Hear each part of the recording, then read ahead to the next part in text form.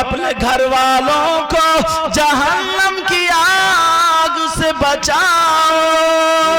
بے شک حق فرمائے۔ اور یہ مائیں جو ہیں یہ بھی سن لیں، مائیں 100 اگر مائیں تو ان میں 50 ماؤں کو پتا میری بیٹی کس سے بات کر رہی ہے۔ جی حق بات ہے۔ بالکل پتا، چھپاؤ کہاں تک چھپا، ماں کو پتا کم سے کم 50 مائیں، کیونکہ ایسی چیزیں چھپ رہے ماں کو پتا نہیں ہے میری بیٹی موبائل 3 مہینے میں یہ چارج ہو رہا پھر یہ ڈسچارج کہاں ہو رہا۔ اور جب ماں کو پتا نہیں تو ماں پاگل تھوڑی ہے، ماں تو ماں ہے، تجھے پتا کیوں نہیں ہے؟ پھر بس تمہارا حق اتنا ہی تھا، بچے دھڑا دھڑ پیدا کر دیے، اب چور بنے، لفنگا بنے، گنڈا بنے، شرابی بنے، جواری بنے، نشیڑیا بنے، سٹوڑیا بنے، گھٹنے پہ پھٹوی پہننے والا بنے، چھکا بنے۔ اب کوئی ذمہ داری نہیں ہے تمہاری، کوئی ذمہ داری نہیں۔ اس ماں سے پہلے حساب ہوگا، ماں سے۔ توجہ رکھو میری طرف بیٹا، اس ماں سے حساب ہوگا، ماں سے۔ ماں کو پتا ہے میری بیٹی رات کے 2 بجے تک کہاں بات کر رہی ہے، ماں کو پتا کس سے بات ہو رہی ہے، اور نہیں ہے تو پھر انکوائری کیوں نہیں کی؟ آدھی مائیں ایسے جن کو پتا ہے، ہاں کوئی ایسی جس کو پتا نہیں ہے۔ جی اگر 3 بہنیں ہیں تو تینوں کو پتا ہے میری بڑی بہن کہاں بات کر رہی ہے، چھوٹی کہاں بات کر رہی ہے۔ جی بے شک۔ چھپاؤ کہاں تک، سب کو پتا ہے۔ بھولے بنے رہتے ہیں، جب بالکل پیالہ بھر جاتا ہے، بالکل عزت کٹنے کے داؤ پہ آ جاتی ہے، جب تک چھپاتا رہتا، جب عزت کٹنے کو اوپر آئے، اب روتا پھر رہے امام صاحب کوئی میاں ایسا بتاؤ جو تعویذ میری بیٹی یا بیٹا قبضے میں آ جائے، اس وقت لٹ ہونا چاہیے بنا ہوا ہے۔ جی حق بات، بالکل حق فرمائے۔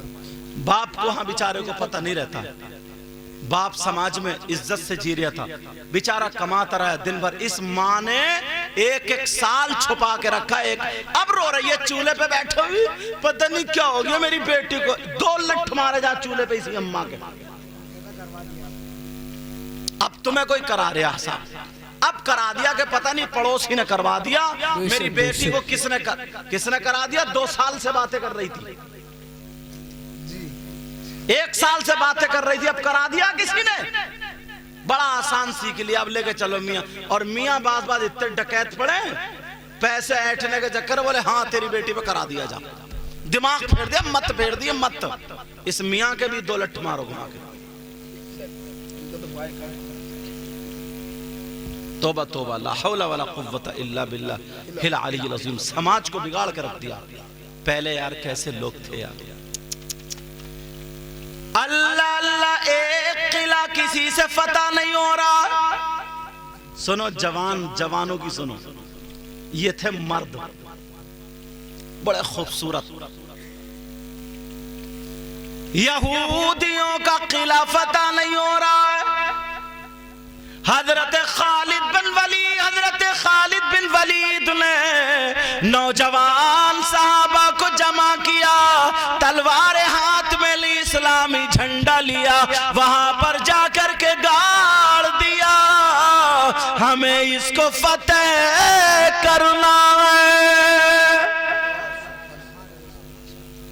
ہمیں اس کو فتح کرنا، اللہ ہمیں اس کو فتح کرنا۔ اب ان لوگوں نے دیکھا کہ سارے لوگ ہارتے چلے گئے، یہ کون ہے؟ کہا یہ مسلمان آئے، مسلمان نبی کے غلام ہے، یہ قوم آئی۔ بے شک بے شک۔ دیکھو نبی کا غلام کیا ہوتا ہے۔ جی وہاں کے جو مولوی تھے، پادری تھے، بڑے بڑے، انہوں نے کہا اگر نبی کے غلام ہیں تو ان سے کوئی نہیں جیت سکتا، مگر ان کا امتحان ہم لیں گے۔ بے شک۔ بڑے بڑے 6 ان کے مولانا آئے، آنے کے بعد بولے سنو ہم تم سے لڑنے میں کم نہیں ہیں، اگر ہم اشارہ کر دیں تو سب لوگ گردن کٹا دیں گے، ماریں گے یا مر جائیں گے، اور پیچھے نہیں ہٹیں گے۔ اگر تم نبی کے غلام ہو، سچے ہو، تو صرف ہمارے قلعے کے اس دروازے سے اس دروازے کو نکل جانا، اور یہاں سے ہماری مارکیٹ میں ہو کر کے پھر واپس اس دروازے پہ آ جانا۔ اگر تم ثابت قدم رہ گئے، ایمان والے رہ گئے، تمہارا قدم نہیں بہکا تو قلعہ تمہارے حوالے۔ بے شک بے شک۔ نہ لڑائی نہ جھگڑا، حضرت خالد بن ولید نے ہاں کر دی۔ اب یار اتنے لڑاکو، اتنے لڑنے والے، قبضہ نہ دینے والے آج اتنی آسانی سے قبضہ دے رہے، جی کوئی نہ کوئی تو راز ہے اس میں۔ حضرت خالد بن ولید نے رات کو قرآن پڑھا، صحابہ نے قرآن پڑھا، مشورہ کر رہے بھائیو کیا راز ہو سکتا ہے؟ حضرت خالد بن ولید نے اور صحابہ نے، ان نوجوانوں نے صبح کو فجر کی نماز پڑھی اور پڑھنے کے بعد خطبہ دیا کہ سنو اب ہم قلعے میں داخل ہوں گے، کچھ لوگ آگے کو دیکھیں گے، کچھ پیچھے نظر رکھیں گے، کچھ دائیں اور بائیں، کہیں سے اگر تلوار آ جائے، کہیں سے اگر تیر آ جائے تو تم بھی ٹوٹ پڑنا، میری اجازت کا انتظار مت کرنا، میں تم سے یہیں پر سے اجازت دے کر کے جا رہا ہوں، بے شک حق بات ہے، حق بات ہے۔ میں یہیں سے اجازت دے کے چل رہا ہوں، چلو۔ حضرت خالد بن ولید اور صحابہ نماز پڑھ لی، قرآن پڑھ لیا، صافے باندھے، تلوار ہاتھ میں لی، گھوڑے پہ بیٹھے، اللہ اللہ قلعے کے دروازے پر آ گئے، درود پڑھا اور اللہ اکبر کہہ کر کے گھوڑے کی لگام کھینچی، گھوڑے نے اگلے پاؤں اٹھائے اور قلعے کے اندر چلا گیا۔ خالد بن ولید کے پیچھے پیچھے ان نبی کے غلاموں نے اللہ اکبر کا نعرہ لگا کر کے اپنے گھوڑے اور تلواروں کے ساتھ قلعے میں ڈال دیے، بے شک بے شک بے شک۔ قلعے میں ڈال دیے، قلعے میں جا کر کے گھوڑوں سے اتر گئے، گھوڑوں کی رسی گھوڑوں کے اوپر، تلواریں ہاتھ میں لے لی ننگی اور چلتے چلے جا رہے، شیر تھے یہ شیر۔ جی بے شک۔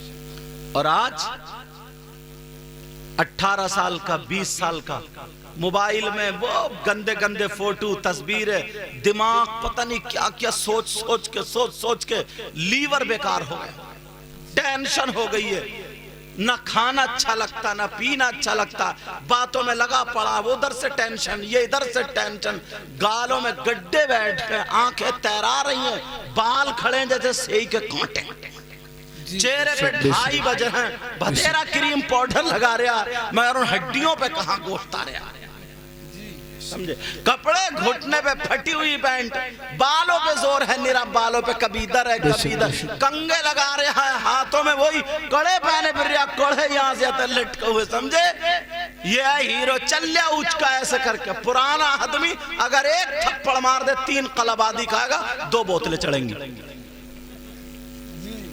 یہ ہے ہیرو صاحب، اصلی ہیرو یہ تھے، یہ پرانے آدمی، اگر بیل سے گاڑی کا پہیہ بیٹھ گیا، بیل سے نہیں کھچ رہا، یہ یہاں رومال رکھتے تھے، موٹے پہ کاندھا لگاتے تھے، گاڑی کو پار کر دیتے، یہ تھے اصلی ہیرو، مگر انہوں نے آج تک کسی کی بہن بیٹی کو نہیں تکا، بے شک بے شک، شان سے بیٹھ کے نیچے پلتا مار کے مٹھے اور گڑوں سے روٹی کھانے والے تھے، بے شک، آواز دے دیا کرتے، او فلانے کا چھپر چڑھے